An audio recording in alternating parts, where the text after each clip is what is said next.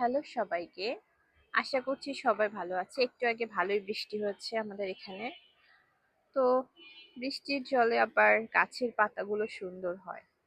বৃষ্টির জল গাছের জন্য অনেক হেল্পফুল। তো আমি যেটা দেখানোর জন্য এখানে আসছি, অ্যাকচুয়ালি এগুলো হচ্ছে কুমড়ো শাক সম্ভবত। এই কুমড়ো শাকগুলো যে কিভাবে হলো আমার নিজেরও আইডিয়া নাই। এখানে ধনে পাতা, সম্ভবত ধনে পাতার বীজ এগুলো ফেলছিলাম, এগুলো তো কিচ্ছু এখানে নাই, বাট হয়ে গেছে কি কুমড়ো শাক। এটা সম্ভবত পেঁপে, এগুলো হয়ে আছে। আর পাশে কয়েকটা মরিচের এগুলো অনেক দিনের লাগিয়ে রাখছি। এই পুঁই শাকগুলো দেখা যাচ্ছে এগুলোর বীজ কোনোটাই এখানে ফেলিনি।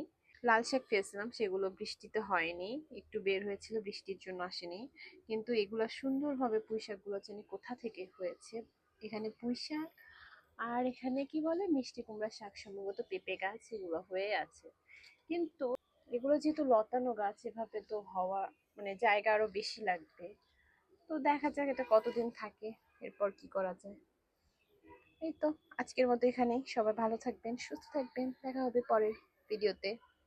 বাই।